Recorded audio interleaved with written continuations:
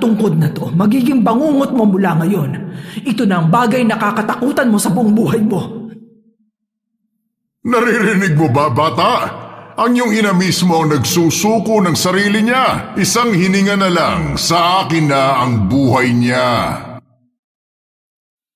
Hindi mo ako katulad. Magkaiba tayo ng pinaniniwalaan at pinapahalagahan, Kong.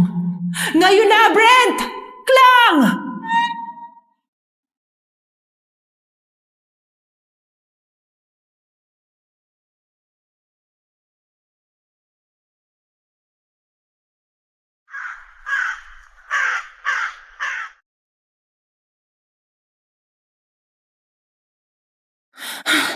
Hay naku, Mare!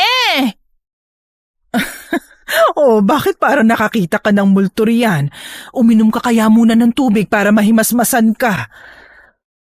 Bakit ka ba humahangos, ha? Naku, Mare, alam mo ba? Si Isidro, nawawala! Ha? Paano nangyari yun? Ay, lumabas daw ng bahay nila kagabi. Alam mo naman ang mga kabataan ngayon, mga pasaway talaga. Ayaw makinig sa pagbabawal ng mga magulang. Ay, hanggang ngayon, hindi pa rin daw nakakauwi. Ha? Ano sabi ni Melba? Naku, siguradong nag-aalala yun. Ay, nakita ko nga kanina nang pumunta ako rito. Umiiyak habang nagkukwento kay Auring. Ano ba nangyari? Katulad ba na nangyari sa ibang nawawala sa ibang lugar? Nire-report na nawawala tapos di naman natatagpuan? Ay, naku, natumbok mo, Mare. Sino naman kaya ang gagawa nun, ano? At ano naman ang dahilan ng trip nilang ganyan? Basta mandudukot tapos wala nang balita?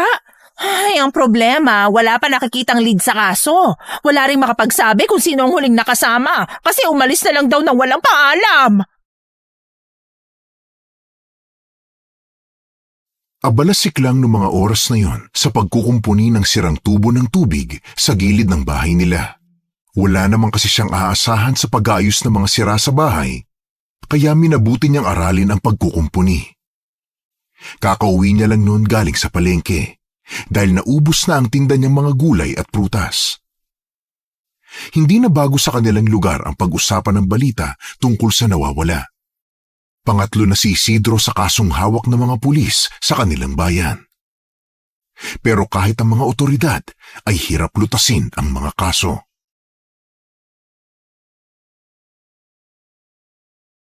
Alam mo, Mare, tingin ko talaga hindi na normal ang mga nangyayari. Ano naman yung nasa isip mo? Kasi 'di ba, pangatlo na si Isidro sa nawawala. Tapos yung ibang biktima, gabi huling nakita bago nawala. Tapos ano, ipapasok mo na naman ang kwentong aswang na palagi mong pinipilit sa akin. Ay naku, ikaw talaga. Hindi ka ba naniniwala, ha? Uy, Klang, albularya ka. Nakita mo at saksi ka sa pakikipaglaban ng nanay at lola mo sa mga ganong klaseng nilalang. Alam mong napaglalaruan ng mga bata rito ng duwende o di kaya ng kapre. Tapos ngayon, hindi ka naniniwala? Imposible naman kasi yan, Tony. Paano namang naging imposible? Matagal nang walang umaatake sa ating mga aswang. Siguro tapos na sila sa atin. Kaya paano ngayon babalik na lang sila ng basta-basta at aatake uli? Klang, hindi ka ba natatakot at nag-aalala? Wala akong panahon para isipin ang mga ganyan, Tony. Parating si Brent galing Maynila. Siya ang dapat kong isipin at alalahanin. Kailangan kong paghandaan ang pag-uwi niya. Pero maaari ding mabiktima ang anak mo rito kung sakali. Na hindi ko naman nahayaang mangyari yun kay Brent kung totoo ngang may mga aswang na umaatake dito sa atin. Bakit ba ayaw mong maniwala? Anong pinangahawakan mo, ha? Basta, napaka-imposibleng bumalik ang mga halimaw na yun ng ganun-ganun lang. Alam naman nila na hanggat nandito sa baryo ang tungkod ng lola ko na may disenyong gintong buhok ng tikbalang, hindi nila magagalaw ang mga tao rito. Malamang may ibang dahilan ng pagkawala ng mga tao. Pero hindi yun aswang. Ha? Naintindihan mo ba? Ay, naku, bahala ka nga!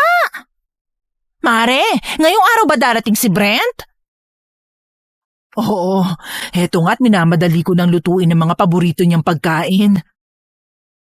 Ay naku, napakaswerte mo talaga sa anak mo, Mare. Biruin mo, magtatapos na sa kilalang universidad sa Maynila. Hindi naman. Sadyang nakita rin siguro ni Brent ang hirap ng buhay, kaya pinipilit magsumikap sa Maynila.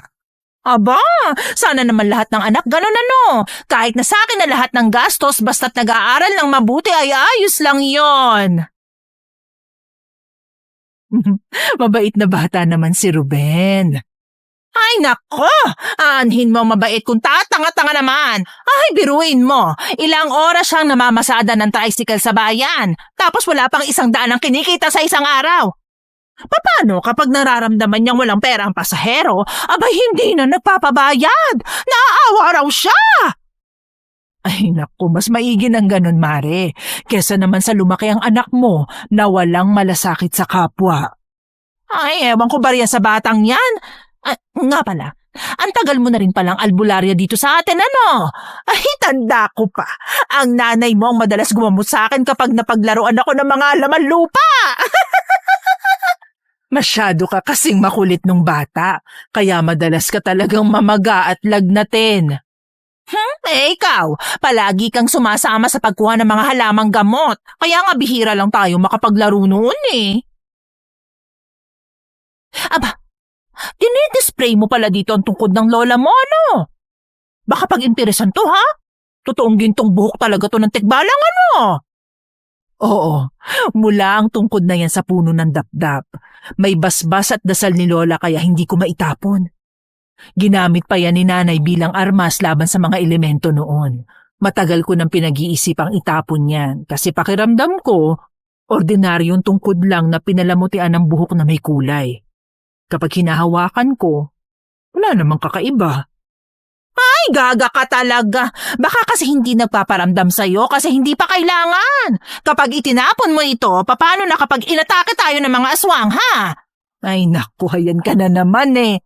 Ay, kilalang napakahusay na manggagamot ang lola mo. Pati pa ang nanay mo. Tapos minana mo pa ang kakayahan nila. Tapos hindi ka naniniwala sa mga aswang? At sa posibilidad na pwede silang umatake uli? Ay nako, kakaiba ka talaga.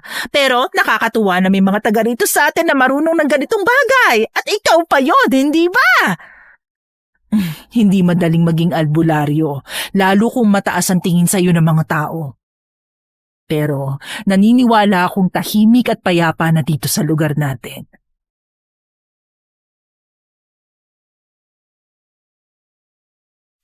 Ilang linggo ang lumipas, inihinto na ng mga pulis ang paghahanap kay Isidro, kagaya ng ibang kaso. Dahil nga kahit anong gawin nila, ay hindi nila ito makita. Iniisip pa ng mga tao na baka nagtanan lang ito dahil hindi naman nakita ang katawan kung ito man ay namatay o pinatay. Habang abala si Klang sa paggagawa ng niluluto niyang bilo-bilo, dumating ulit ang kaibigan niyang si Tony. Nagpatuloy na sa pagluluto ng bilo-bilo si Klang at tinulungan na rin siya ng kaibigan. Pareho silang nasasabik na makita si Brent. Sa tagal na rin kasing nag-aaral ng anak na binata sa Maynila, ay ngayon lang ulit ito uuwi sa probinsya. Kaya naman kahit papano ay nagluto at naghanda si Klang ng mga paborito nitong pagkain bilang pagsalubong. Napadali ang pagluluto nila ng iba pang pagkain dahil tumulong na rin ng ibang kapitbahay. Ilang sandali pa ay may humintong tricycle sa harap ng bahay. Bumaba mula sa sidecar ay ang kanyang matikas na anak. May malaki itong ngisi sa labi habang hinihintay ang driver na ibaba ang kanyang mga gamit mula sa likurang bahagi ng sasakyan.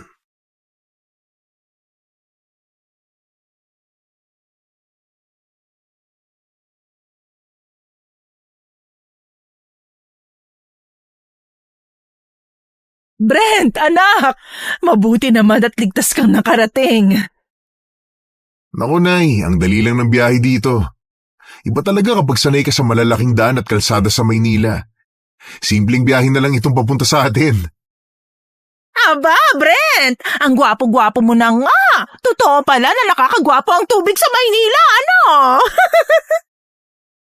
Natural lang ho siguro yan. Masyado hong exposed sa Maynila kaya siguro ganito. Ay, siya, sige.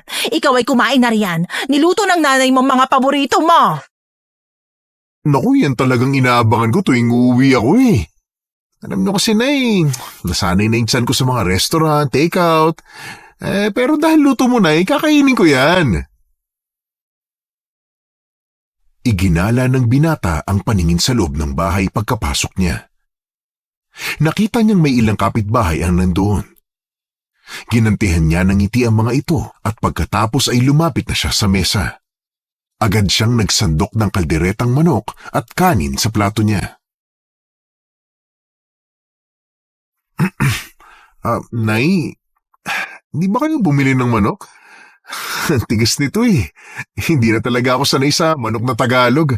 Mas okay at fresh kasi kapag bumibili sa supermarket. Isama pa na siguradong malambot ang karne. Pareho lang din naman ang lasa, anak. Bakit pa mag-aabalang bumili kung meron naman tayong mga alagang manok? Huhulihin mo nga lang. Naku, sa Maynila, walang ganun eh. Minsan nga kapag tinatamad ako nagpapadeliver na lang ako para hay-hay ang buhay, di ba? Hindi na magluluto. Aba, social ka na pala talaga, Brent. Hindi ka na yata kakain ng mga pagkaing probinsya eh. Hindi naman ho sa ganun, Tia. Nasanay lang talaga ako sa Buhay City. Halos ilang taon din ako nandun eh. Kaya nga ibang pakiramdam ko ngayon nandito na ulit ako. Habang pinapakinggan ni Klang ang anak niya, ay kinakain siya ng hiya. Ramdam niya ang tayog ng tingin nito sa kanyang sarili. Hindi niya alam kung dahil ba sa mga pinagdaanan nito sa Maynila o sadyang merong ganung ugali ang binata. Tahimik na pinagpatuloy ng kanyang anak ang pagkain nang biglang dumagsa ang mga bisita. Ang ilan ay hindi maiwasang nagtanong tungkol sa buhay lungsod na masaya namang sinagot ng binata.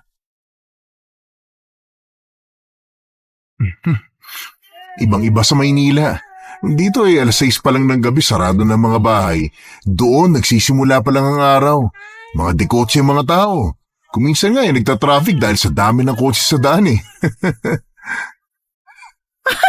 Grabe naman pala yun, ano? Hindi ba't delikado rin dahil sa polusyon? Sanayan lang din po. Ganun talaga ang buhay kapag umaasenso ang teknolohiya. Ay, saan ka pala nagtatrabaho ngayon? Nagtatrabaho ka ba? Ay, nag-aaral ka pa nga pala, no? Anong year ka na nga ulit? Oo, working student po ako. Nasa huling baitang na bago umakyat ng stage. Sa isang kumpanya sa Makati ako nagtatrabaho. Buti nga tinanggap ako doon kahit hindi pa ako tapos. Grabe yung mga kasama ko ron, mga profesional talaga. Bah, graduate ba naman mula sa malalaking universidad eh. Pero hindi rin naman ako magpapahuli. Ang sabi nga ng supervisor namin, kung mas pagbubutihan ko pa, doon na daw ako mag-apply pagka-graduate ko.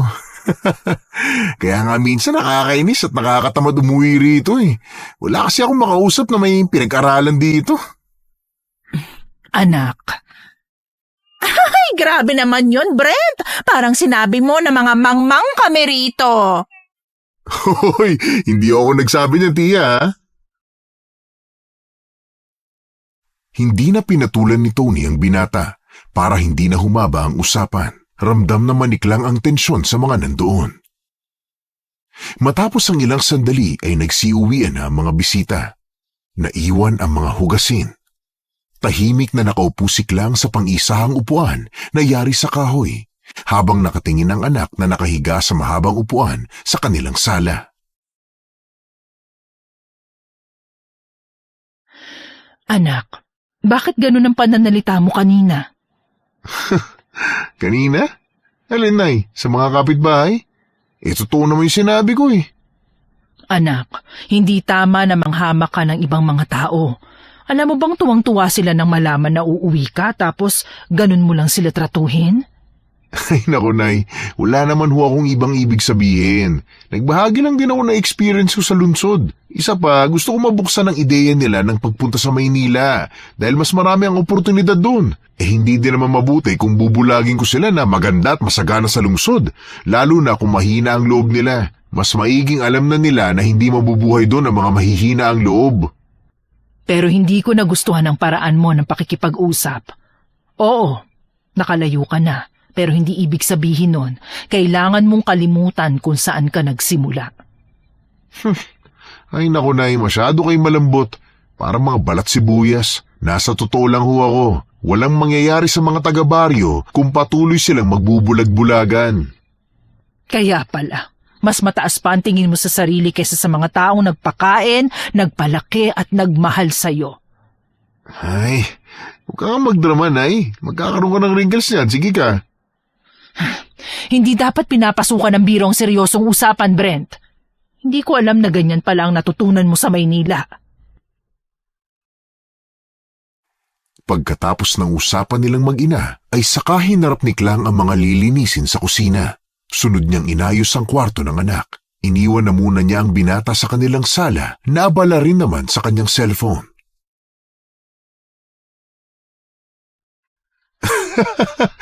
Ay, Nay, punta muna ako sa tropa, ha? Alam niyo naman. Ay, sinong tropa? Sila Kim ba? Oo, paano nabalitaan pala nila na umuwi ako. Ayun, nagyayayang mag-inuman. Sige anak, basta magtitira ka ng katinuan sa pag-uwi mo, ha? Oo. Nay, may pera ho ba kayo dyan? Hindi po ako nakakasahod eh. Nakakahiyang pumunta na walang dala tapos alam nilang galing ako ng Maynila. Meron sa kwarto, anak. May pitaka ako sa ilalim ng unan. Kumuha ka na lang doon basta magtira ka para pambili natin ng ulam bukas, ha? Pagkatapos ayusin ang silid ng anak, ay naggayak naman siya ng mga halamang gamot na gagamitin niya kinabukasan para sa mga pasyenteng dadayo sa kanilang bahay para magpagamot. Habang naghihintay sa anak, nakatulog na si Klang. Kinabukasan ay sumilip siya sa bintana, kagaya ng lagi niyang ginagawa pagkagising. Nakita niya may ilang tao na nag-aabang sa pagbubukas niya ng pinto.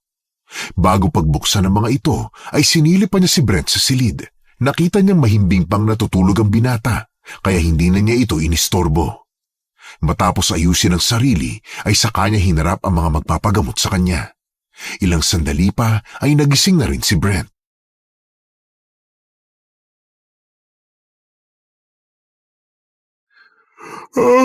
Nay, may pagkain na ba? Mas mabuting mag-alaga ka ng dahon ng bayabas para maipanlagas dyan sa sugat mo.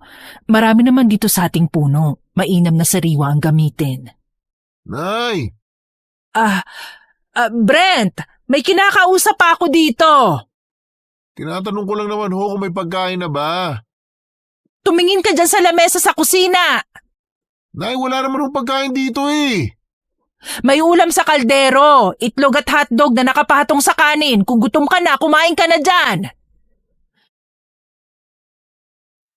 Matapos lunasan ang sugat ng pasyente, ay umalis na rin ito. Saka naman hinarap ni Klang ang anak na abala sa pagkain ng almusal. Brent, sana kapag alam mong may kausap ako, wag sa ganung paraan mo ko kausapin. Ano ko bang pinag-uusapan ninyo? Kaya aga-aga may bisita na kayo? Tapos ito lang ang handang almusal? Nagpagamot siya sa akin, anak. Alam mo naman manggagamot ako sa ating lugar, hindi ba? Nay, hindi naman sa minamaliit ko kakayahan ninyo. Pero mas maigi bumili na lang ng gamot sa butika. Mas mapapadali ang buhay. Saka ano yung hinihinda niya? Sugat?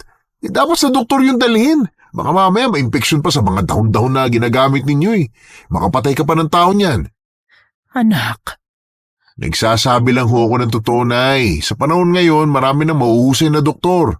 Isa pa, iniisip ng mga taga-Maynila na kung hindi scam ang mga albularyo, ay ini-scam naman ng mga taong masyadong takot gumastos sa ospital.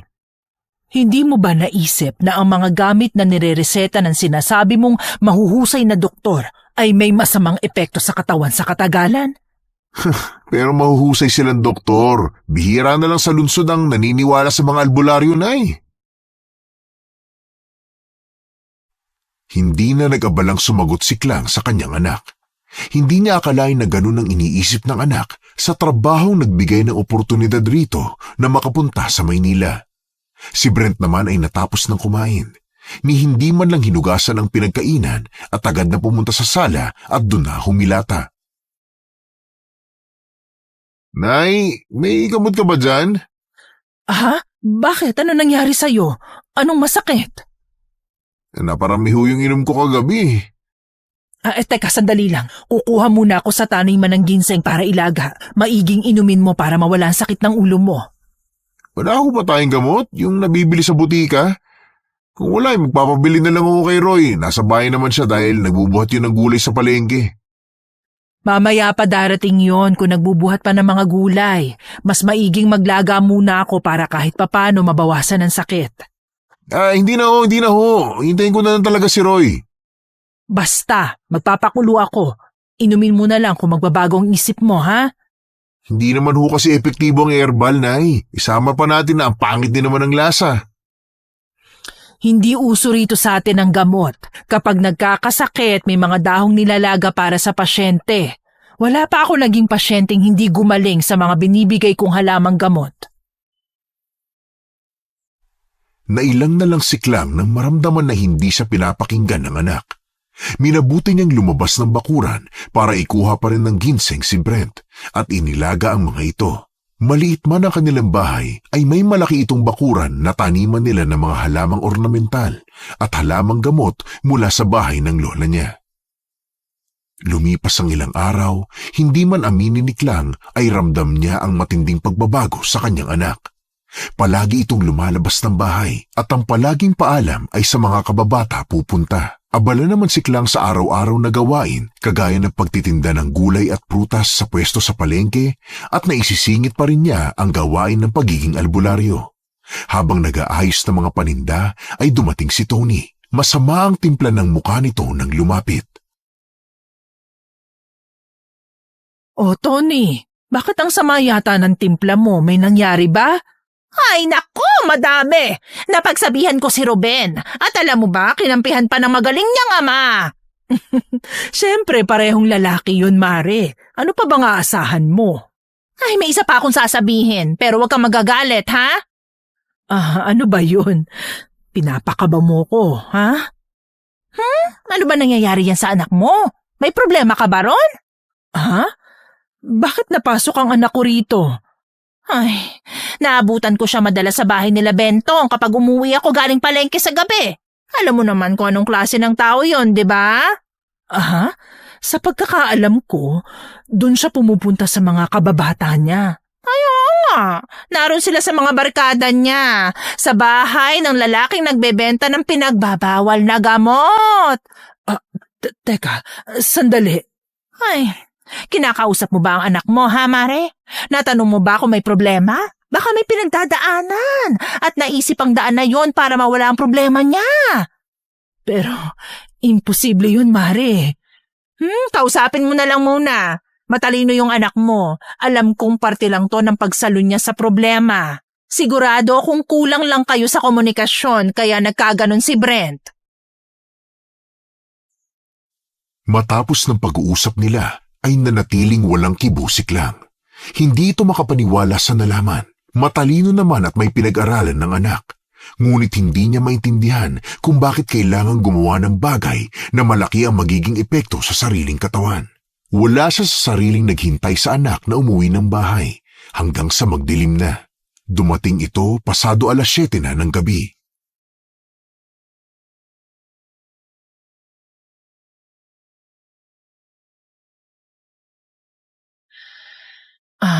Brent? Saan ka ba nanggaling? Bakit ngayon ka lang? Sa tropa. Saan ba ba? Kila Bentong ba? Lasing ka ba? Mas lango ka ngayon ah. Si paring Bentong? Oo, doon nga, Nay. Ang ganda nga ng bahay nun eh. Tapos ang dami pang pera. Jackpot eh. Anak, alam mo ba ang ginagawa ni Bentong? Alam mo ba kung saan nanggagaling ang pera niya?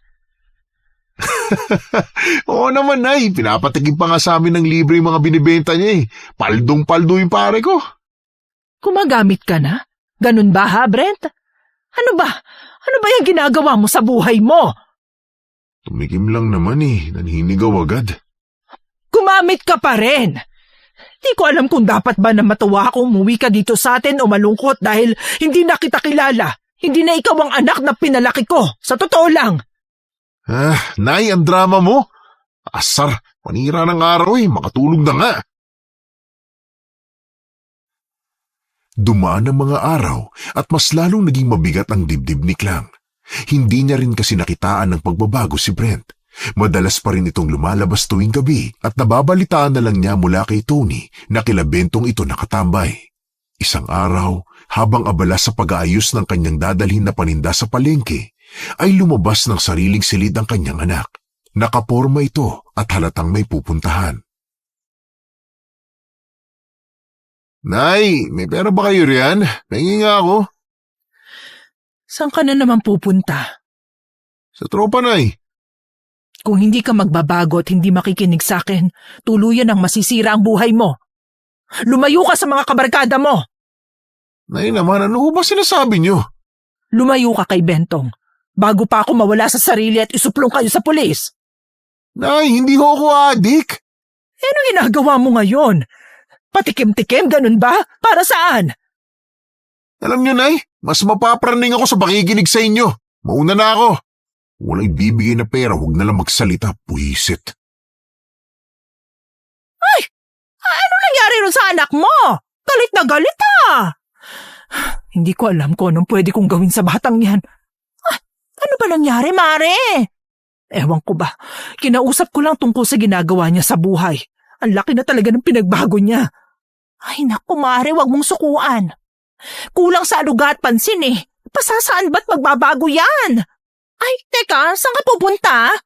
Kailangan kong sundan si Brent para makausap ko ang mga kaibigan niya at mapagsabihan. Ay, Mare, nahihibang ka na ba? Mamaya mas mapahama ka pa sa ginagawa mo. Kung makausap ko ang mga taong naging dahilan ng pagbabago ng anak ko, baka iwasan na nila si Brent. Ay naku, Mare, hindi ba't mas magagalit ang anak mo riyan sa gagawin mo? Mas mahihirapan kang amuin dahil mas lalayo ang loob sa'yo. Anong gusto mong gawin ko, Tony? Hayaan at panoorin na lang na sirain ni Brent ang buhay niya? Para saan? Sa kapritsyo ng mga kaibigan niya? Ay, Mare, hindi mo ba naisip na matanda na si Brent? May sarili na siyang desisyon sa buhay. Ay, hindi ko alam kung saan ako nagkulang sa kanya. Siguro yung panahon na pinayagan ko siyang mag-Maynila at mabuhay ron mag-isa. Mare, wala tayong magagawa. Hindi na natin maibabalik ang panahon. Sasamahan na lang kita sa pagsunod mo sa kanya para masiguro ko ring ligtas ka. Wala silang naging imikan kahit na mukha silang mga kriminal habang naglalakad papunta sa lugar na pupuntahan ni Brent. Maya-maya ay nakita na nila ang binata na tahimik na naglalakad. Pero nakahalata ito sa kanila. Makailang beses itong lumingon sa pwesto nila, ngunit mabilis naman silang nakatago agad. Maya-maya ay narating na nila ang tambayan ng grupo na nasa gitna ng kakahuyan. Nakaupo ang mga lalaki sa nakabuwal na patay na puno sa lupa. May ingay na ang mga ito. Ang iba ay nagsusugal gamit ang baraha habang ang iba ay may hit-hit na sigarilyo sa bibig. Mga nakahubad kaya kitang-kita ang mga tattoo sa katawan. Minabuti nilang lumapit para marinig ang pinag-uusapan ng mga ito. Dinignik lang ang pagtatanong ng anak kung nasaan si Bentong. Naturo lang ang sinagot ng lalaking may malaking tattoo sa braso. Oh, nandito ka pala, Brent, my boy! Ano, kukuha ka ulit? Bentong, Bakit? Parang nakakita ka naman ng multo. Anong problema natin dyan, ha? Hamog, anong problema nitong kaibigan mo, ha? Bentong, baka pwede kong makuha yung porsyento ko sa pagbebenta nung nakaraan? Ano ba sinasabi mo? Brent naman, alam mo naman ang usapan natin, di ba? Oo, pero kasi Bentong, kailangan ko yung pera Lahat naman tayo nangangailangan. Huwag mo nga akong dramahan, bata. Kung hindi kaya ng buo, baka kahit kalahati lang o konting parte lang ng porsyento ko. Bata, hindi ganyan ang usapan natin nung una ka palang pumasok sa grupo. Huwag mong ipilit yung gusto mo. Alam ko naman pero kasi Palisin niyo na nga yung makulit na yun dito. Malas sa negosyo yung ganyan eh. Bentong, nakikiusap ako kahit maliit lang. Nang, ingay! Nakakairita! Halos lumuwa ang mata ni Klang sa sunod na nangyari. Bumunot si Bentong ng baril at galit na tinutok yun sa kanyang anak.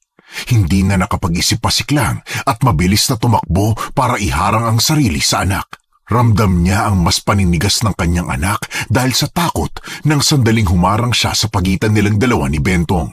Kaagad din naman sumugod si Tony at nakialam sa nagaganap. Ay! Anong ginagawa nyo? Pwede namin kayong ipakulong ngayon din! Ibaba mo ang barel, Bentong! Nako, sinasabi ko sa iyo! Nay, anong ginagawa niyo rito? Sumunod ako dito, ano pa ba? Hindi ko akalain na takot ka pala sa nanay mo. Nagtatago sa saya ng nanay. Hindi ko ugaling makialam pero hindi tama ang ginagawa mo sa anak ko.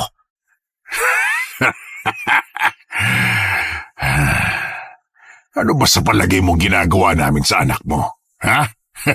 Sa tingin mo ba kaawa-awa ang anak mo sa amin ngayon? Nay, hindi ka na dapat sumunod dito. At ano, hayaan kong sirain ang buhay mo? Anong kailangan niyo sa anak ko, ha? Ang anak mo ang may kailangan sa amin, tanda. Sa tingin mo ba ikukulitin namin yan para sumali sa grupo? Masyadong mataas ang tingin mo sa anak mo, hoy! Tama na, Bento. Alis na kami. Bakit? Hindi mo kayang marinig ng nanay mo na isang malaking maskara lang ang pinapakita mo? Ay, nakakabingi ang boses mo, alam mo ba yon? Huwag kang ang makialam dito, Tony. Pero kung gusto mo na chismis, may regalo ko sa'yo. Itigil mo na ang kalokohan mo, ha? Alam mo ba ang totoong dahilan kung bakit bumalik ang golden boy na yan dito sa maliit na baryo natin? Eh, hindi ba masyadong mataas ang lipad niyan at hindi kayang lumingon sa pinanggalingan niya? Ha? Nakadispal ko ng malaking pera. Nagtatago ngayon. Anong ibig mong sabihin, Brent? Nay, Hindi lang yon, tanda. Wala ka namang inaasang diploma dyan. Kasi matagal na yung nag-drop out.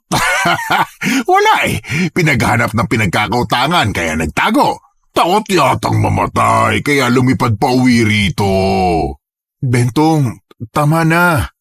Ba't ba ayaw mong iparinig sa nanay mong katotohanan, ha? Ayaw mong iparinig kung gaano ka kawalang kwenta at walang silbi? Hoy, Klang!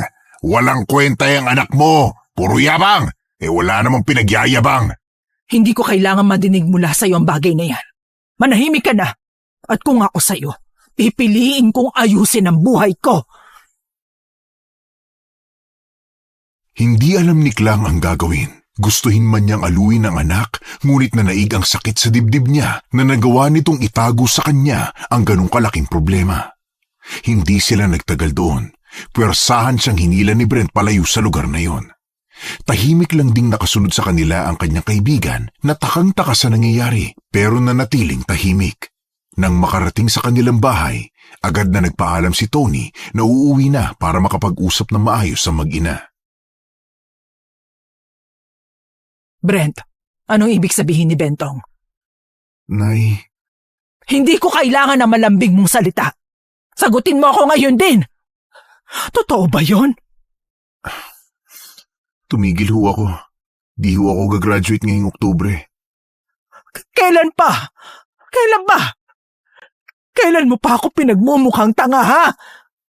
2 taon na ho. Anak naman, sabihin mo nga sa akin. May bala ka bang ipaalam sa akin ito bilang nanay mo? Tama ho ang sinabi ni Bentong, Nay. Nabaon po ako sa utang. Pinaghahanap po ako. Bakit hindi mo agad pinaalam? O sinabi man lang sa akin, Brent, nanay mo ko. Hindi ko ho kayo gustong mamroblema. At sa tingin mo hindi ako namumroblema ngayon?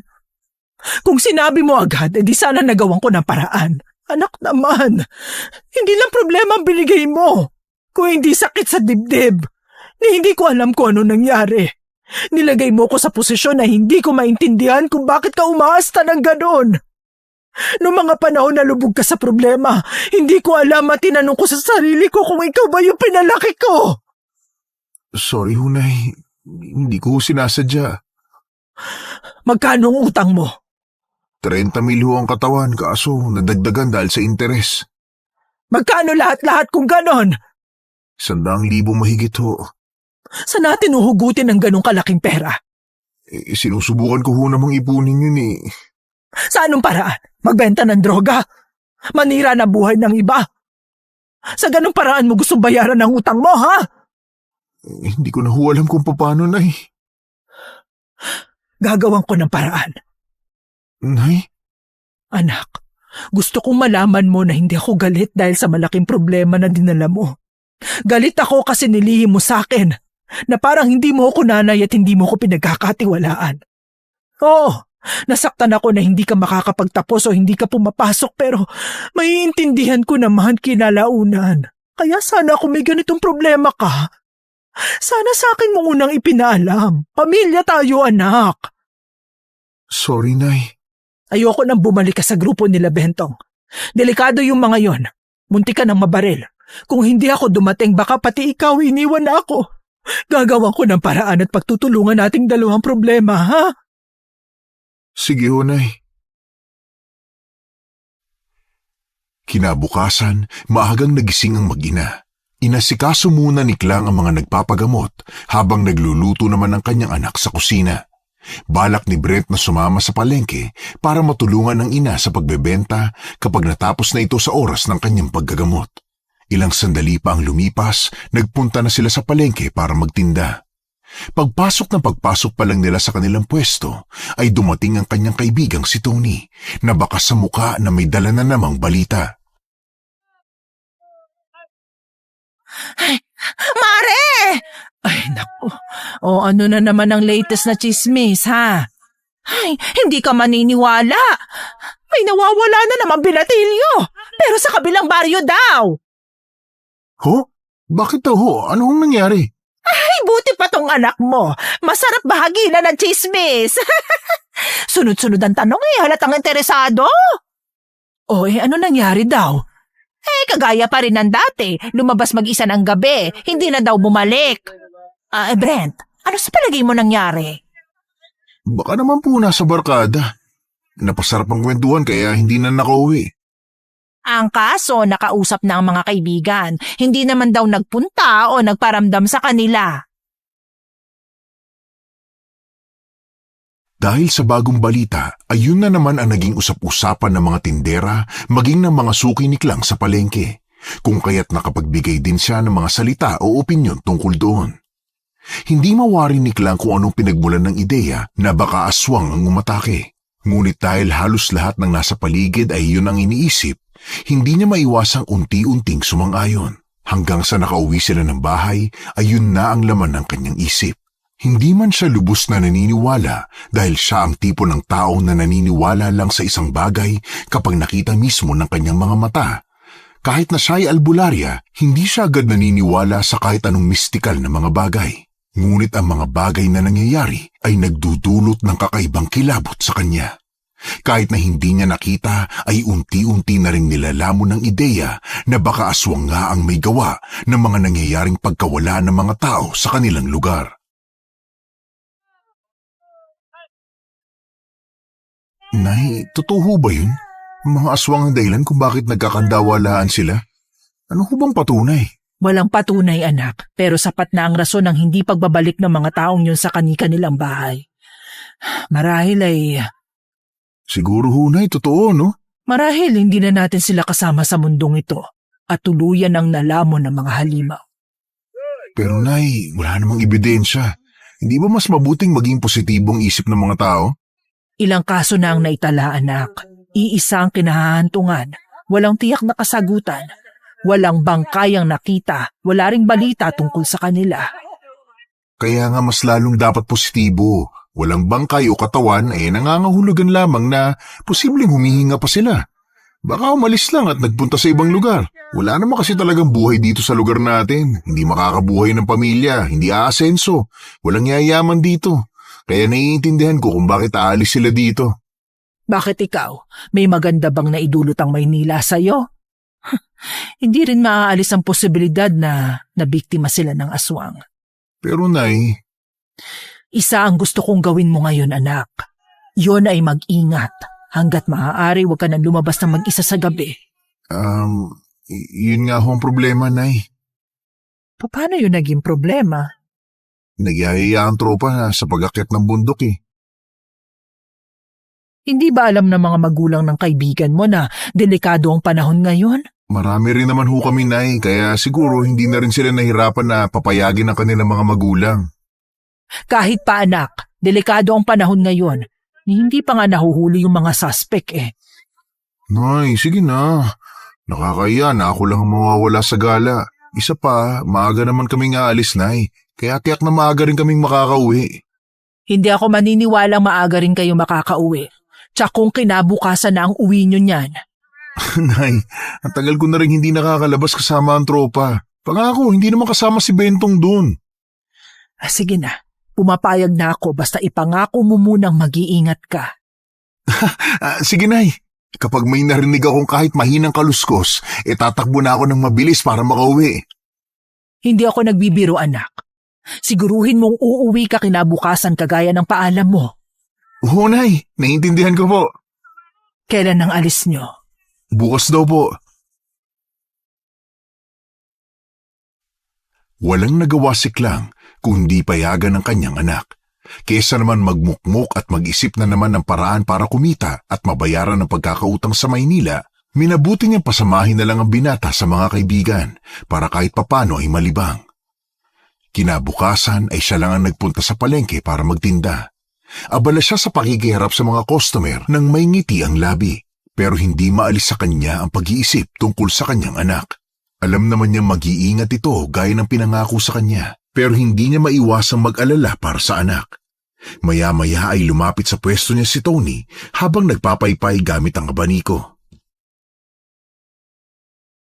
Oh, Maring Tony, ano na namang masamang hangin na nagdala sa iyo rito? Ay, Mare, grabe ka naman. Masamang hangin talaga. Hindi ba pwedeng tambay lang muna ako kasi walang bumibili ng isda ko? Sige na, diyan ka na muna. Babasain ko lang tong mga gulay para hindi malanta. Mabuti pa yan, binabasa. Ikaw talaga. Paano ba naman? Ang tagal ko nang walang dilig. Hindi ka ba dinidiligan ni pare? Naku, kawawa ka naman. Tama na nga tong biruan na to. Masyadong masarap eh. O ano bang chismis ang daladala mo, ha? Alam mo ba? Hindi pa. Makinig ka kasi. May lead na raw sa mga kaso ng pagkawala. Totoo ba? Mabuti naman kung ganun nga. Sa wakas, makakahinga na tayo ng maluwag, ano? Maliit na lead lang naman pero kahit papano, malaki ang tulong sa mga pulis. O tapos? Alam mo naman ang mga pulis natin, inilalaban talaga ang kaso hanggat wala pa silang nakikitang bangkay. Nakakatuwa rin ang dedikasyon nila sa trabaho, ano? Ano raw ang lead sa kaso kung ganon? May nakapagsabi daw na ang mga nawawala may kasamang di kilalang tao at naglalakad sila papunta sa bundok. Maliit na lead pero malaki ring tulong. Doon daw magsisimula ang mga pulis sa muling pag-iimbestiga, ganon. Saan daw? Baka naman modus ng mga kidnapper yan ngayon. Sa bundok daw. Anong bundok? Paano? Teka, bakit parang nakarinig ka naman ng masamang balita riyan, Mare? Saan nga pala yung anak mo? Himala at hindi sumama ngayon. Di ba buntot mo yun ngayon, di ba? Nagpaalam kasama ang mga kaibigan. Saan daw pupunta? Ay naku! Ang laki na din ang pinagbago ng anak mo na yun, ano? Kahit papano ay bumait na. Hoy, Gaga, may kausap pa ba ako rito? Saan nga nagpunta ang anak mo? Bakit ba tulala ka dyan? Sa bundok. Ano? Naku, Gaga! Bakit siya nagpunta doon? Hindi naman siguro, hindi ba? Marami naman sila magkakasama dun eh. Naku, Mare, alam mo naman delikado ang panahon ngayon. Bakit mo pinayagan? Hoy, Mare, alam mo ba kung ano nakita ng mga pulis na baka sa bundok, ha? Ano daw?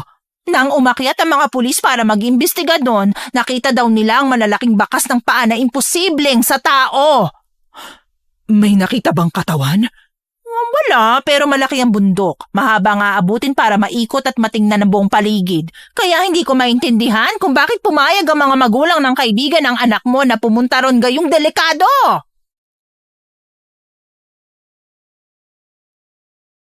Hindi na natiis ni Klang ang sarili. Mabilis ang kanyang pagkilos. Nagligpit siya at nagsarado ng tindahan. Pinanood siya ng kanyang kaibigan na nagtataka. Pero wala na siyang panahon para sagutin ang mga tanong nito. Ang kaba na kanyang nararamdaman ay mas tumindi nang marinig niya ang balitang dala ng kaibigan. Ay, saan ka pupunta? Pupunta ako ng bundok. Ay, Mare, baliw ka ba? Malaki ang bundok. Baka maski ikaw mawala doon. Kailangan kong mahanap ang anak ko. Kailangan kong makita mismo na ayos lang siya. Ay, paano kung hindi, Mare? Lumusob ka ron na mag-isa na hindi mo alam ang kalaban mo, ha? Manggagamot ako. Sapat na rason yon para umakyat ako sa bundok. Ikaw na rin ang nagsabi, Maring Klang. Nang ikaw ang humalili, wala nang elemento ang nanggugulo sa lugar natin. Kaya wala kang ideya tungkol sa kanila. Saka hindi mo rin sila alam kung paano talunin. Ano? Hahayaan ko na lang ang anak ko ron na mabiktima ng kung ano, ganun ba ha, Mare? Hindi naman sa ganun, pero sige. Sasamahan na lang kita pero kailangan natin ng paghahanda. Umuwi muna tayo at magdala ng kahit na anong panlaban. Mabuti pa nga. Kukunin ko sa bahay ang tungkod ni Lola na may gintong buhok ng tikbalang. Habang naggagayak si Klang ng mga dadalhin sa bundok, naalala niya ang sinabi ng kanyang ina na may mga nilalang daw na takot sa apoy. Kung kaya naman kumuha siya ng lighter at ininsenso para makasiguro. Hindi niya alam ang haharapin nila sa lugar. Mabuting panlaban ang insenso sa mga elemento kaya minabuti na rin niyang magdala. Dahil kabisado na nila ang lugar, mabilis silang nakarating sa bundok. Hirap na hirap pa ang dalawa sa pag-akyat dahil lubhang matarik ang bundok. Kaya naman inabot din sila ng papalubog ng araw bago nila narinig ang pamilyar na boses ng anak. Nakita nilang nagkakasiyahan ang mga kabataan. Halos lahat ay lalaki at kaedad ng kanyang anak. Malakas sa mga boses na nagkwekwentuhan habang hawak-hawak ang mga bote ng alak. Sa gitna ng tawanan, napansin niyang si Brent mismo ang pinakasentro ng barkada. Siya ang may pinakamalakas na boses, nakataas pa ang bote ng alak at siya ang may pinakamasarap na tawa. Ngunit kasabay ng halakhakan ay ang lagim ng kaba sa dibdib ng albularya. Hindi lang dahil sa bisyo ng mga kabataan, kundi dahil sa kakaibang lamig ng simoy na dumadampi sa kanyang batok. Ay, halika na. Mukhang maayos naman ang anak mo. Hindi. Iba ang nararamdaman ko. May nanunood sa kanila. Ay, oo. Pinapanood natin sila ngayon, hindi ba, Mare? Hindi mo naiintindihan. Nararamdaman ko ang mga matang nakatingin ngayon sa grupo nila Brent, Tony. Aatake sila. Ay, masyado mo namang ginagawang big deal ang sinabi ko sa iyo, Mare. Wala naman ako nararamdaman eh. Baka safe na yon lalo na at bantay sarado naman ng mga pulis ang bundok. Diba nga kanina nakita pa natin ang grupo ng mga pulis na nag-iikot dito at sinabihan pa tayo mag-ingat dahil sa mga mababangis na hayop. Hindi nating pwedeng iasa to sa pulis, Tony. Ay, nako, bahala ka nga.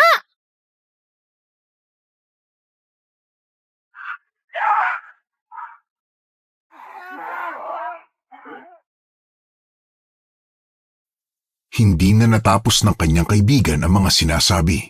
Naging mabilis sa mga pangyayari. Mula sa puno na nakapaligid sa mga binatilyo ay may mga kakaibang nilalang na lumabas at isa-isang kinuha ang grupo. Naging mabilis ang kilos ni Brent at nakaiwas sa mga nilalang na yon. Bahagyang napatulala si Brent nang makita ang nilalang na nagtatangkang kunin siya, pero kalaunan ay napatakbo dahil sa takot. Malalaki ang katawan ng mga nilalang na yon. Ang mga mata ay nanlilisik at kulay pula. Matutulis ang ngipin at mahahaba ang kanilang mga kuko. Kasing bilis ng kidlat ang pagkilos ng mga ito para mahuli si Brent na mabilis namang tumatakbo. Pero dahil narinig ng binata ang paghingi ng saklolo ng mga kaibigan, ay hinarap nito ang halimaw. Anong kailangan nyo? Pakawalan yung mga kaibigan ko! Hoy! Saan kayo pupunta? Ibalik nyo sila! Dalhin nyo sila sa kuta! Anong ginagawa nyo? Hoy, ano ba? Jeric, Anton, Luis! Ano bang nangyayari sa kanila? Saan sila pupunta? Bakit parang kusa na sila sumasama? Naglalakad na sila ng hindi pinipilit at tulalang nakasunod sa mga halimaw. Sa lugar kung saan sila magiging masaya. Demonyo ka! Brent, anak! Dito! Halika dito, dali! Nay? Paborito ko talagang makita ang mga taong nag-aalala sa isa't isa bago mamatay. Sino kayo? Kayo ba ang dahilan ng mga pagkawala ng mga tao dito? Oo, hindi ka naman pala inutil at ginagamit mo naman pala ang utak mo. Pakawalan mo ang mga binihag nyo! Kahibangan! Sa tingin mo ba ay buhay pa ang mga yon? Buhay pa ba ang ating mga kinuha, mga kasama?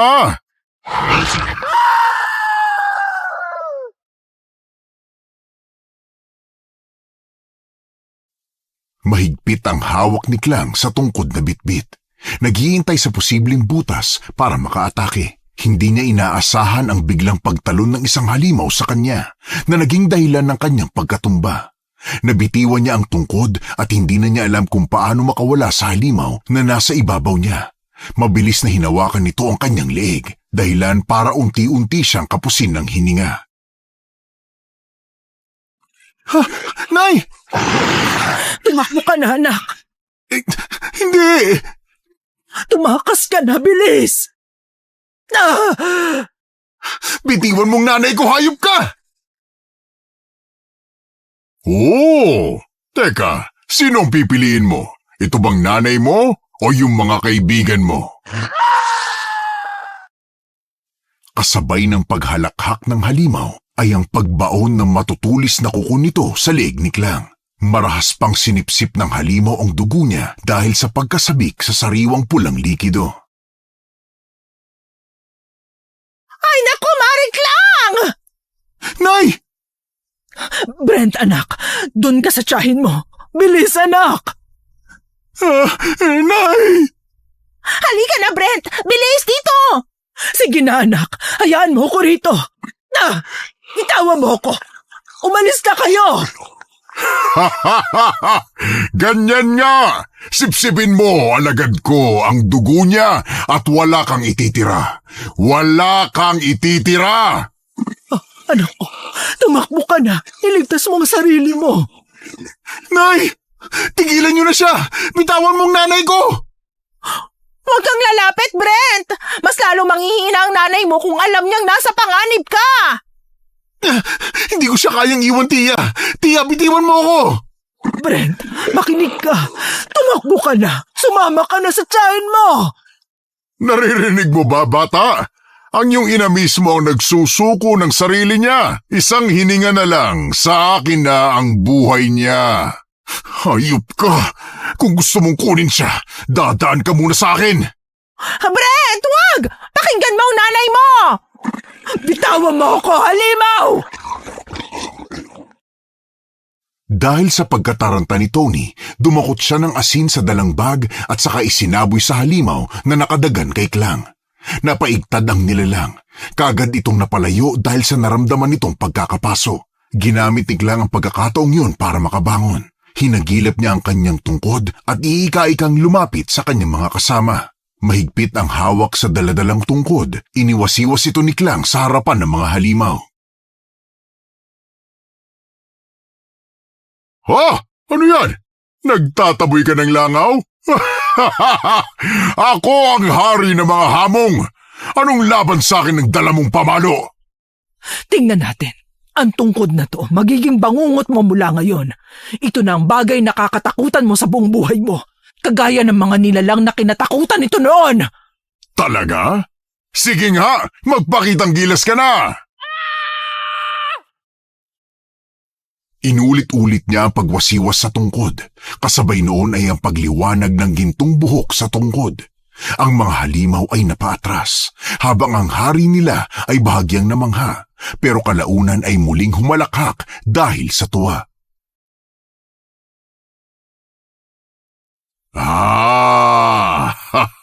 Kamangha-mangha! Gusto ko ang bagay na yun. Kunin niyo sa kanya! Nay, hindi sila natakot. Anong gagawin natin? Umalis na tayo rito. Pero yung mga kaibigan ko. Hindi ito ang oras para maging matigas ang iyong ulo, ha, Brent? Duguan ng nanay mo, oh! Pero anong sasabihin ko sa pamilya nila? Paano ako lang ang nakaligtas? Babalikan natin sila, anak. Kailangan lang natin ng pahinga at kaalaman para matalo natin sila. Muling iniwasiwas ni Klang ang tungkod kasabay ng kanyang galit. Doon nila napansin na ikinahina yun ng mga aswang. Sinamantala nila ang panghihina ng mga nilalang para tumakas. Akay-akay ni Brent ang ina. Ay, naku, dito muna tayo, Mare. Kailangan mong magpahinga. Mukhang nakalayo na naman tayo sa kanila eh. Ayos lang ako. Baka masundan nila tayo. Ay, bakit ba kasi naisipan yung pumunta sa bundok, Brent? Hindi niyo ba alam ang mga balita? Sorry ho. Anong mga halamang gamot ang pwede sa sugat mo, Klang? Baka meron dito sa bundok, ihahanap kita. Kailangan niyang magamot. Ang lakas ang tagas ng dugo. Teka, maghahanap muna ako. Tony, delikado. Mas mabuting sama-sama tayo. Aray. Sasagot pa sana ang kanyang kaibigan nang biglang lumiwanag ang isang puno. Halos mabuwal sila at handa ng protektahan ng mga sarili hanggang sa lumitaw ang isang napakagandang dilag. Maamo ang mukha nito, may koronang gawa sa halaman, mahahaba at nagniningning ang bestidang suot. Nakatingin ito sa hawak-hawak na tungkod ni Klang, bakas ang ngiti ngunit may lungkot sa mga mata.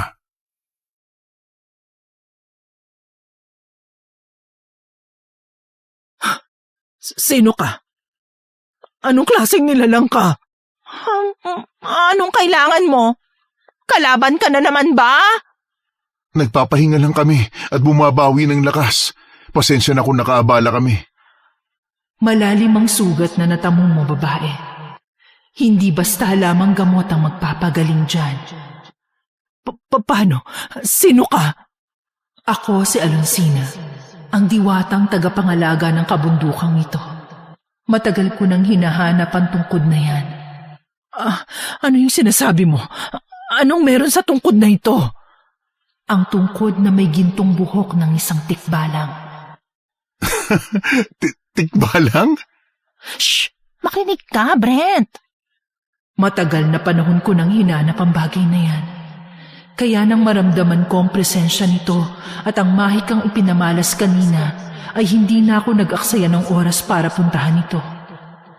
Ngunit, hindi ko inasahan na ibang wangis na ang aking makikitang may hawak ng bagay na yan. Pinamana ng aking lola ang tungkod na ito sa aking ina na ipinagkaloob naman niya sa akin. Kung gayon, maski si Minerva ay pumanaw na. Paano mo nalaman ang pangalan ni nanay? Ang iyong ina at lola, ang mga mortal na nakilala kong lubos ang katapangan. Sila ay tumulong sa pakikipaglaban sa mga masasamang nilalang, kagaya ng aswang. Ay, ang taray naman pala ng lahi nyo, Mare. Lumaban sa mga masasamang nilalang. Ipinangako ko sa tikbalang na may-ari ng gintong buhok na gagawin ko ang lahat upang makabayad ng pagkakautang. Ay, sandali lang. Kung ikaw ang tagapangalaga, alam mo ang mga halimaw na umatake sa amin kanina, tama ba? Matagal nang suliranin ng mga hamong na unti-unting dumarami dito sa kabundukan. Hamong? Ano ang hamong? Yan ang tawag sa mga nilalang na umatake sa inyo. Isang uri ng aswang na kumikitil at kumakain, hindi lang ng mga mortal, kung hindi pati mga aswang na mas mababa pa ang uri kesa sa kanila. Mas mababa ang uri? Ibig sabihin ay hindi lang sila mga aswang dito? Maraming uri ng aswang, anak. May mga gabunan na tinuturing na pinakamalakas at makapangyarihan. Mga magindara na umaatake sa karagatan. Mga asbo na may kakayahang magpalit anyo bilang malalaki at mababangis na aso. Ngunit hindi ko alam kung anong nilalang ang mga umatake kanina. Ngayon ko palang narinig ang hamong. Ang mga hamong o mas kilala sa bansag na aswang ng kalumpang. Naninirahan sila sa mga puno ng kalumpang at doon din nagmumula ang kanilang lakas at kapangyarihan. Kung ganun nandun po yung mga kaibigan ko? Doon nila dinala? Maaari nga, pero hindi ko masasabi na buhay pa sila. Masyadong tuso ang mga nilalang na yon, kaya hindi ko masasagot kung ligtas pa sila. Hindi ba mas mabuti kung susugod na tayo doon? Baka mas malaki pa ang tsansa na maaabutan nating buhay ang mga kaibigan ko. Ngunit nangihina pa ang babaeng ito. Paano ho yung mga kaibigan ko? Pwede bang sila munang ating alalahanin? Ay, lumalabas na naman ang pangit na ugali mo, Brent! Tiya, buhay ho nila ang nanganganib ngayon. Hindi ko ho alam kung paano ko harapin ang pamilya nila kung sakaling may masamang mangyari sa kanila. At lalo lang kung sakaling ako lang ang lumabas ditong buhay. Na sana ay naiwasan kung hindi kayo pumunta rito, tama? Ilang beses ba dapat humingi ng pasensya sa maling desisyon? Malay ko bang mapanganib ang gubat dito sa baryo? Tama na yan. Magkakainitan pa kayo eh. Anong maaari naming gawin para labanan ng mga hamong alunsina? Hindi ka pa dapat nakikipaglaban, babae. Malalim pa ang iyong mga sugat. Mula ako sa lahi ng mga albularyang hindi sumusuko. Yon ang pagkakakilala mo sa aking ina at lola. Ngayon na ako naman ang nasa inyong harapan, gusto kong patunayan na kaya ko ring tumindig para sa iba. Wala na ako magagawa sa katigasan ng iyong ulo. Ang puno kung saan sila naninirahan ang siyang kanilang kalakasan, ganun din ang kanilang kahinaan. Pinaniniwalaang para maging mahina ang mga halimaw ng kalumpang ay kailangan yung pausukan ng lugar na malapit sa puno. Ha? Parang iinsensuhan, ganun ba? Kung yun ang salita ng mga tao. Kung ganun nga ay kailangan naming hanapin ang puno sa kagubatang ito? Ganun na nga. Ngunit kailangan niyong mag-ingat. Lubhang mabilis at matutuli ng mga hamon. May kakayahan silang umakyat sa mga puno at doon maghintay ng oras ng pag-atake. Sa katunayan nga, isang himala na ang naging pagtakas mo kanina. Kung ganun, halika na. Hindi ko kayo maaaring hayaan na sugatan pa ang inyong kasama. Kung maaari, ay gusto ko munang lapatan siya ng lunas. Ay, naku, mabuti pa nga. Salamat ha. Gamit ang mga nagliliwanag na kamay, hinaplos ng diwata ang sugat ni Klang sa leeg at sa braso. Dinig ni Klang ang mahina nitong pagbulong ng inkantasyon, kaya mas lalo siyang humanga. Gaya ng sinabi ng diwata, unti-unting bumalik ang kanyang lakas at ang sugat ay unti-unti ring naghilom. Ramdam ni Klang ang mabagal, ngunit tuloy-tuloy na pagbabalik ng kanyang lakas. Kung may koneksyon pa sana ako kahit sa hari ngayon ng mga tikbalang, tiyak akong matutulungan ko kayo. Wala na kayong koneksyon? Hindi ba nasa iisang lugar lamang kayo? Ang aking koneksyon ay nananatiling sa hari lamang. Kaya nung siya'y namatay, hindi ko na rin mahawakan o makausap ang iba, dulot ng pagbabago ng kanilang mga pananaw. Pero paano nagkaroon si nanay ng ganong klaseng kapangyarihan? Ang hari ng mga tikbalang noon may malaking pagtatalo kung sino ang uupo sa trono para mamuno. Sa kanilang pag-aaway para sa kapangyarihan ay nakialam ang iyong lola. Naghahanap siya noon ng mga halamang gamot sa gubat at naligaw. Napuntahan niya ng hindi sinasadya ang lugar ng mga tikbalang. Matapang siya. Hindi siya natakot na makialam. Naghanda ito ng mga hamon na magpapalabas ng angking talino at disiplina ng mga tikbalang na naging dahilan ng pagkapanalo ng may-ari ng gintong buhok na yan. Nakaupo siya sa trono ng walang nakakaaway o nakasamaan ng loob. Dahil siya ang nagwagi sa hamon na inilatag ng iyong lola, ibinigay sa kanya ang gantimpala, ang tungkod na may gintong buhok ng tikbalang na naging hari noon. Aba, totoo pala yon. Ang makakuha ng gintong buhok ng tikbalang ay mapapaamo nito. Oo, tama ka. Ayan, Maayos ka na, babae. Halika na. Sasamahan ko na kayo. Kung ganun ay magmadali na tayo. Salamat. Kung wala ka, baka tapos na ang buhay ko. Hindi pa tapos ang laban, Albularia. May higit pang panganib ang darating. Kung ganun, lahat ng kwento niyo sa akin dati tungkol sa mga tikbalang, sa mga aswang, lahat yun totoo? Ay, hanggang ngayon ay hindi ka pa rin ba naniniwalang bata ka? Ngayon, Brent, naniniwala ka na ba? Nay, lahat ng pinagtawanan ko, lahat ng binaliwala ko ay pinapahirapan na tayo ngayon. Patawad po, Nay. Hindi pa huli, iho. Kailangan ka ng nanay mo. At kailangan kayo ng buong baryo. Ang hari ng mga aswang ay hindi titigil. Mahirap siyang kalaban, lalo pa at pareho ang aming pinagkukunan ng kapangyarihan. Ang kalikasan. Kung ganon, tapusin na natin to bago pa siya muling makapanghimasok. Ay, Mare, sigurado ka ba na kaya mo na? Kung hindi ko siya haharapin, ibang buhay ang babawiin nila. Hindi ko hahayaan na may susunod pang biktima. Hindi ko nahahayaan na may muling umiyak at maghinagpis na nanay dahil nawalan siya ng anak. Paano kung bumalik siya kasama ang lahat ng alipores niya? Hindi natin kaya yun, Mare. May paraan. Gaya ng aking sinabi, kung gusto niyong manghina sila, ay usukan niyo ang lugar na malapit sa kanilang puno.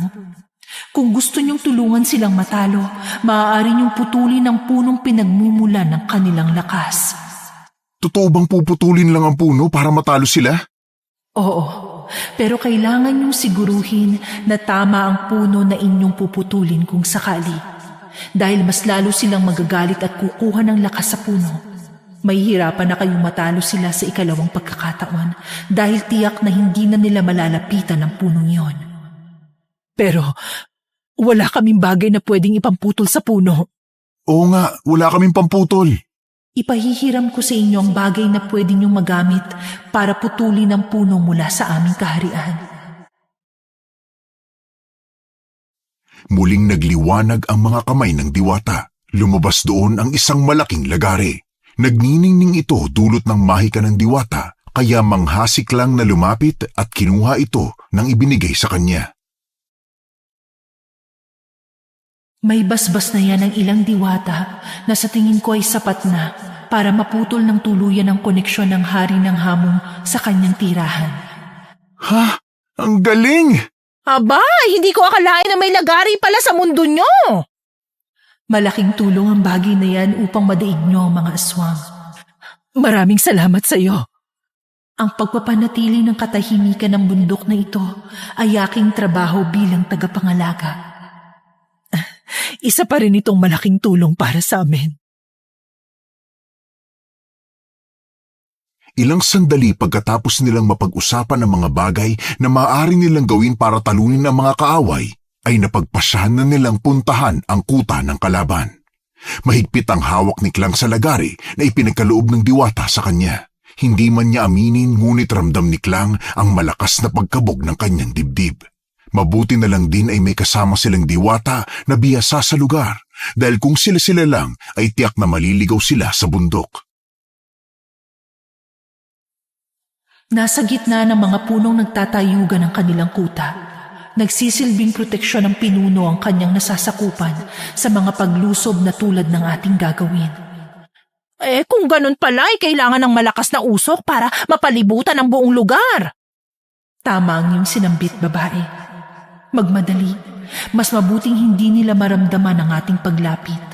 Mas mabuti kung magulat natin ang mga hamong nang sa ganon ay hindi sila makagawa ng paghakbang laban sa atin. Alin dyan ang kanilang tirahan? Napakaraming puno rito eh. Isa rin sa paraan nila para makapanlansin ng biktima ay iligaw sila. Kaya kailangan natin ng iba yung pag-iingat. Ang punong nasa gitna ng mga nagtatayugang puno na yan ang kailangan niyong putulin. Buong pag-iingat ang ginawa nilang paghakbang papalapit sa puno. Ni hindi na nila narinig ang sariling mga yabag, ngunit nabigo sila sa pagtatago ng kanilang mga hakbang. Hawak-hawak ni Brent ang pinahiram sa kanilang lagari, habang si Klang naman ang nagtatangan ng tungkod. Maya-maya pa ay nagpakita na ang mga nilalang. Kapwa malalaki ang mga ngisi habang ang kanilang pinuno ay tahimik na nakatayo gamit ang matikas nitong pangangatawan.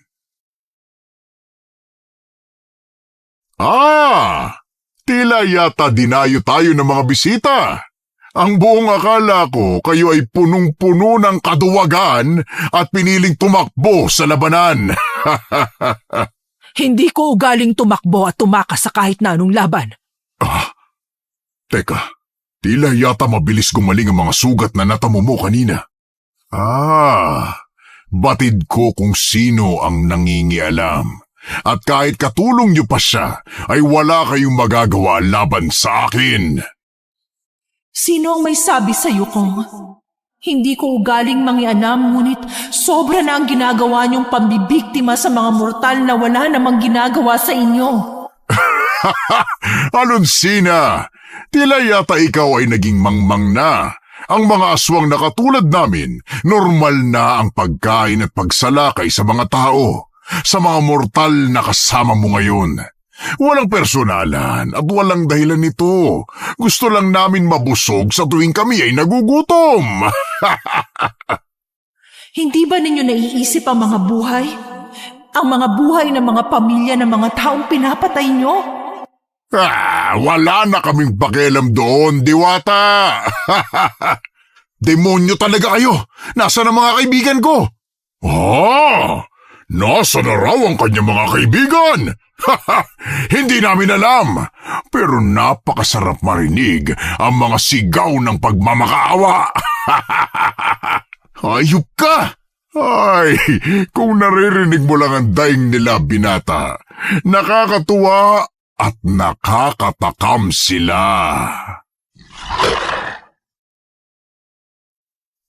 Hindi na paghandaan ng grupo ang mabilis at maliksing pagtalon ng mga alagad ng Haring Aswang.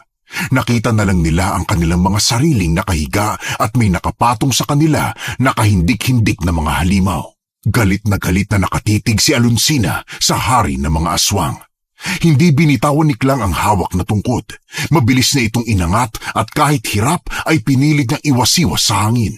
Nag-init ang kanyang mga kamay, senyalis na unti-unting nabubuhay ang kapangyarihan ng armas, kaya mabilis na yung hinampas sa halimaw na nasa ibabaw niya na agad na tumalsik at bumagsak sa lupa.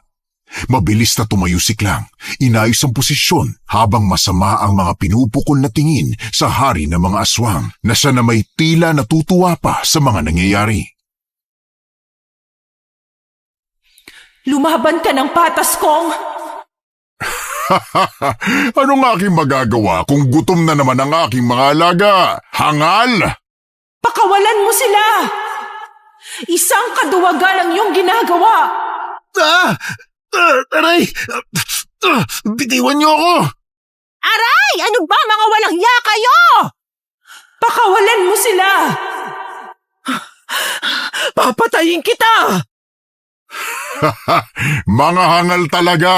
Kahit sino sa inyo ay walang makakatalo sa akin! Mabilis ang halimaw. Sinunggaban nito si Tony. Kinuyom ng mga kamay nitong malalaki ang balikat ng babae at marahas siyang inihagis sa lupa. Pinanood nila kung paanong dinakot ng halimaw ang leeg ni Tony. Pinipilit naman itong makawala, ngunit dahil kinakapos ng hangin ay hindi nito magawa. Hanggang sa unti-unting bumaon ang mukha ng halimaw sa leeg ni Tony. Humakbang si Klang papalapit sa kaibigan. Kasabay nito ay ang paghampas niya ng pagkalakas-lakas sa ulo ng hamong gamit ang tungkod. Nabitiwan ng hamong ang kaibigan, ngunit nanatili ang lakas at liksi nito nang siya ay harapin. Gamit ang tungkod na hawak ay hinampas niya ang kalaban sa tiyan nito na naging dahilan ng bahagyang pag-igtad ng halimaw. Bago pa man niya masundan ang pag-atake, ay may isa na namang hamong na mabilis na umatake. Aray! Ano ba? Bitiwan mo nga ako! Ikaw na ang unang mabibiktima, hangal! Tia! Layuan mo siya, demonyo ka! Maring Klang! Hindi ako makahiga! Bumabaon na ang pangil ng halimaw sa katawan ni Tony. Nasaksihan nila ang pagsigaw dahil sa sakit ng kanilang kaibigan. Tila walang pakialam ang halimaw at patuloy ang ginagawang pagsipsip sa dugo nito.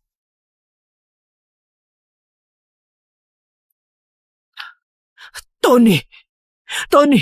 Naririnig mo pa ba ako, ha?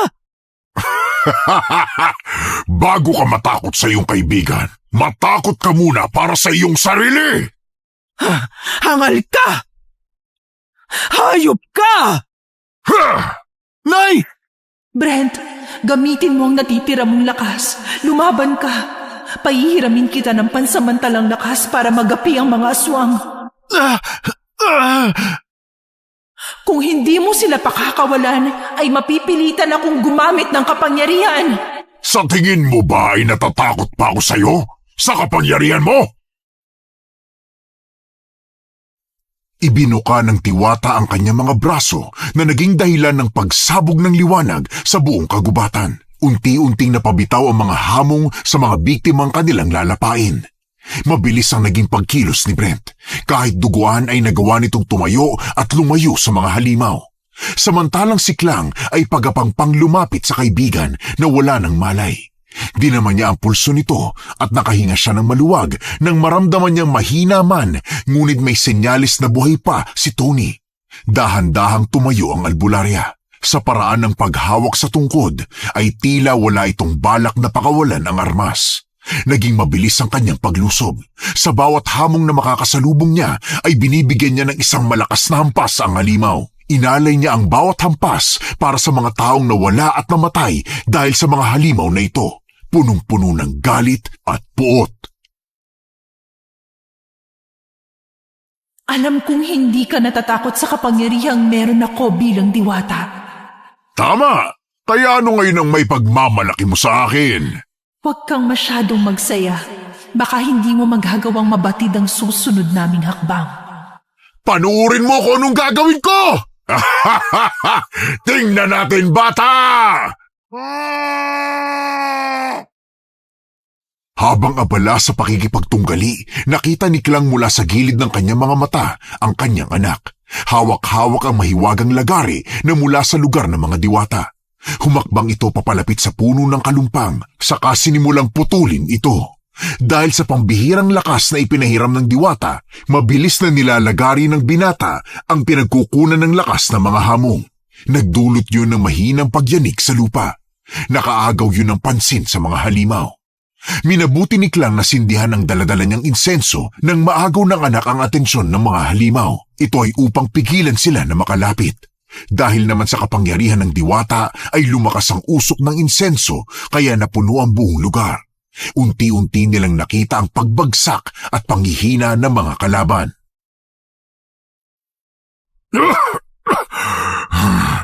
Hindi ka magtatagumpay. Kahit anong gawin mo ay hindi niyo ako matatalo. Talaga? Pakita mong tapang mo! Bakit parang naduduwag ka na, ha? Anak, ngayon na! Bilisan mo na! Bilisan ninyo! Tapusin niyo ngayon din ang pangahas na sisira sa ating tahanan! Sa utos ng hari, nagsikilos na ang kanyang mga alipin. Hindi napansin ni Klang ang mga halimaw na nasa itaas pala ng mga puno. Nakita ni Klang na tinalunan ng isang hamong ang kanyang anak. Mabilis namang naitulak ni Brent ang halimaw at tumalsik ito sa malayo. Muli niyang itinuloy ang paglalagari sa puno para tuluyan ang bumagsak. Patuloy namang nakipaglaban si Klang sa iba pang mga aswang. Hindi kayo magwawagi! Nangihina ka na! Sa tingin niyo ba, simpleng apoy at sigalang ang makakatalo sa akin? Ako ang pinuno ng mga hamong! Lubos ang aking lakas kumpara sa mga lakas niyo! Hindi ko kailanman naisip na ang malakas na halimaw na kagaya mo ay matatalo lang dahil sa siga ng insenso! Alam kong kahinaan mo ang bagay na yon. Isa kang malaking inutil at traidor! Anong sinasabi mo? Pareho tayong engkanto, kaya hindi ko maintindihan kung bakit pinoprotektahan mo ang mga walang silbing mortal na katulad ng mga yan. Sila ang pinili mo, hindi kami ng mga kalahi mo. Hindi mo ako katulad. Magkaiba tayo ng pinaniniwalaan at pinapahalagahan kong. Ngayon na, Brent! Klang! Nagtuos sina Klang at Kong. Galit na galit ang aswang habang inaatake ang albularya. Habang naglalaban ang dalawa ay napatingin naman si Alonsina sa puno na nilalagari ni Brent. Napangiti ang diwata dahil malapit na itong matumba. Dinig nila ang malakas na sigaw ng hari ng mga aswang. Hindi nyo kami mapapabagsak! Hindi ang pagbagsak ng punong yan ang makakatalo sa amin! Talaga ba? Gusto kong panoorin ang yabang mong unti-unting nauubos.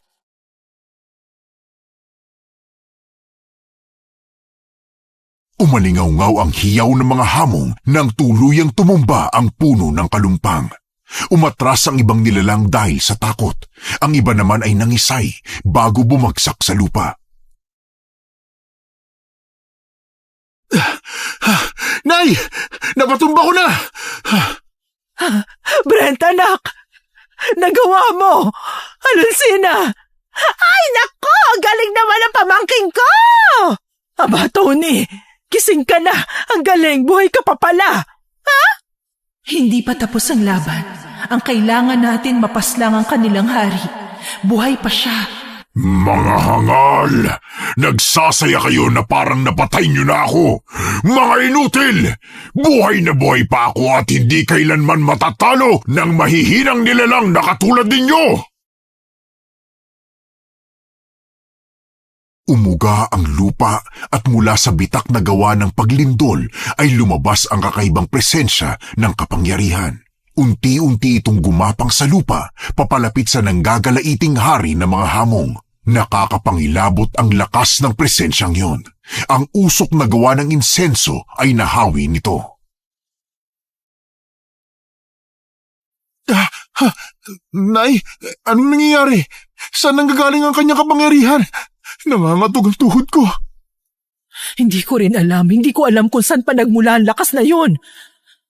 Klang, may matindi at malakas na koneksyon ng mga hamong sa kalikasan. Sinasamba nila ito at ang kapangyarihan ng kalikasan ay ginagamit nila sa kasamaan upang makakitil ng buhay. Kahit anong gawin niyong pag-atake sa akin, ay hindi niyo ako mapapatay! Kung ito na ang wakas, mas pipiliin kong mamatay na lumalaban.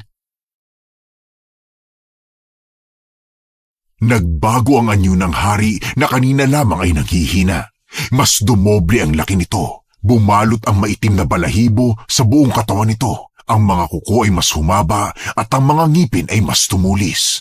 Ang buwan ay nagbibigay ningning sa nanlilisik nitong mga mata. Sa bawat paghakbang ay gumagawa yun ng matinding pagyanig ng lupa.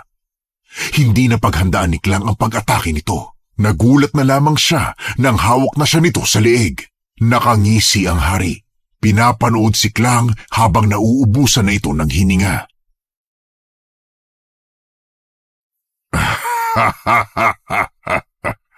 Ngayon, sabihin ninyo sa akin kung sino ang mahina at talunan. Saksi ang aking puno sa pagpatay ko sa iyo, Albularya! Pakawalan mo ako! Nay! Ay, naku, Diyos ko, Santissima! Klang! Ano? May huling habilin ka ba, babae? Huwag kang masyadong pakasisiguro. Nabigyan ka lang ng konting kapangyarihan ng kalikasan, ngunit hindi nito nabago ang iyong kahinaan. Brent! Sindihan mo muli ang insenso!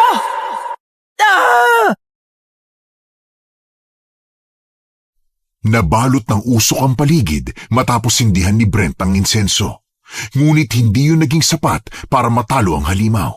Mula sa itaas ng mga puno, sabay-sabay na tumalon sa lupa ang mga hamong na buhay pa. Una nilang sinugod si Brent. Ang iba naman ay inatake ang diwata. Ay, naku, Brent! Hayop kayo! Huwag ang anak ko! Nakakapagsalita ka pa rin? Demonyo ka! Demonyo kayo! Gusto kong masaksiyan mo kung paano lapain ng mga alaga ko ang anak mo. Kaya huwag kang pipikit, ha? Tapos huli kitang lalapain. Hayop ka! Ha! Tama! Hayop nga ako. Lihim na inikot ni Klang ang paningin. Nakita niya ang pagharang ni Alunsina sa mga pag-atake sa kanyang kaibigan hanggang sa napadaan ang mata niya sa tungkod na nasa lupa. Gamit ang kaunting lakas na mayroon siya ay sinipa niya ito. Laking pasasalamat niyang tinamaan niya ito at tumalsik yun sa ere. Inabangan niya ang pagbagsak ng tungkod para saluhin ito. Pagkakuha ay hinampas niya ang aswang dahilan para mabitawan siya nito. Lumatay sa hari ng mga hamong ang gintong buhok ng tikbalang na nasa tungkod. Umatungal ng malakas ang halimaw. Tumindig ng matatag si Klang, sa kanya sinunod-sunod na atake ang aswang gamit ang tungkod. Sa bawat hampas ay nababawasan ang lakas ng aswang. Hindi tumigil si Klang hanggang sa tuluyan ng mapabagsak ang hari ng mga hamong. Ang mga mata ng halimaw ay nananatiling dilat at nanlilisik kahit nagbibilang ng hininga.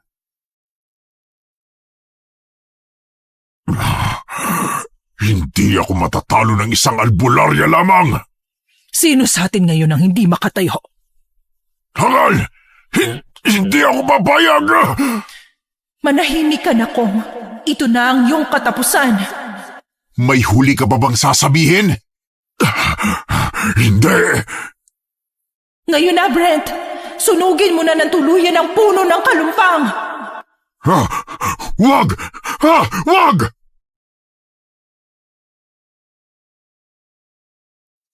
Tinapos na ni Brent ang paghihirap ng hari. Hinagis niya ang isa sa mga sanga ng nag-aapoy na nakatumbang puno ng kalumpang. Kahit sariwa ang puno ay agad na nagliyab ito sa tulong ng kapangyarihan ng diwata. Kasabay ng pagsiklab ng apoy ay ang tuluyang panghihina ni Kong. Hindi nagtagal. Binawian na ng buhay ang hari ng mga hamong. Pagkatapos ay dumampi ang banayad na hangin sa kanilang katawan. Nang hihinang napaupo sina Brent at Klang, hingal na hingal sila habang nakatingin sa unti-unting pagtupok ng apoy sa puno.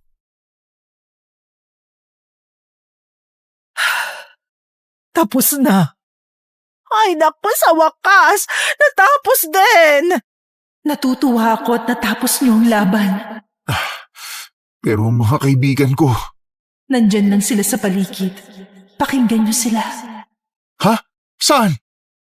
Abay, oo nga, naririnig ko silang umiiyak. Naku, ang mabuti pa hanapin na natin. Halina kayo. Naroon sila. Pagkatapos ay kailangan nating linisin at gamutin ang mga sugat niyo. Matapos nilang matagpuan ng mga kaibigan ni Brent, pinatulog ang mga ito ng diwata. Upang pagising ay mabura ang kanilang alaala tungkol sa mga nangyari. Nilunasan naman ng diwata ang kanilang mga sugat at binahagingan ng lakas na sapat para makauwi sila ng bahay. Ilang araw na ang nakalipas. Tahimik na nakatingin si Klang sa tungkod na naging sentro ng kanilang pakikipagtunggali sa mga hamong. Ngayon ay nakasabit na ito muli sa kanilang dingding at ginawang dekorasyon. Wala na itong kinang, ngunit ramdam ni Klang ang matindi nitong kapangyarihan. Napangiti siya nang hinaplos niya yun gamit ang kanyang kamay. Halos kalahating buwan na rin simula nung makauwi sila sa kanilang bahay. Tuluyan ang nagbago ang kanyang anak. Ang yabang at mataas na tingin sa sarili ay nawala na. Naging masipag na ito at matulungin.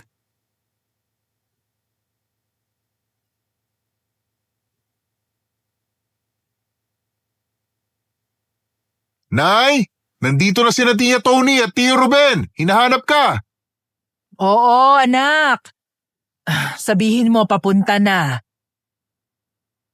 Ay, Mare, ano namang kadramahan yan? Hindi ba dapat masaya ka ngayon, ha? Masaya naman ako na sa gitna ng maraming pagsubok, hindi tayo nagpatinag. Maging ang aking anak, tuluyan ang nagbago. Ay naku, sino bang hindi magbabago kung makita mong nasa bingit na tayong lahat ng kamatayan? Tama ka naman doon. Pero hindi ko rin lubos maisip ang mga nangyari. Parang panaginip lang. Ay tama, Mare. Wala nang magbubuwis ng buhay at wala nang mamamatay dahil wala na yung mga hamong. Oo, payapa na ang baryo natin. Sa kabila ng mga pangyayari, ang buhay nila ay nagpatuloy sa pag-usad. Nakita ni Brent ang tamang landas na dapat niyang tahakin dahil sa gabay ng kanyang ina. Unti-unti ay nababayaran niya ang mga utang. Tumulong na lang siya sa kanyang ina sa paghahanap buhay. Siya na ang nagtitinda sa pwesto nila sa palengke, kaya si Klang ay nakatuon na lang sa pagiging albularyo. Ito ang gawain na sa tingin niya ay talagang tinawag siya para gawin. Kaya hinding-hindi niya magagawang talikuran ang mga nangangailangan. Natanggap na rin ni Brent ang pagiging albularya ng kanyang ina. At sa wakas, pagkakaunawaan at pagmamahalan ang umiral sa kanilang mga puso.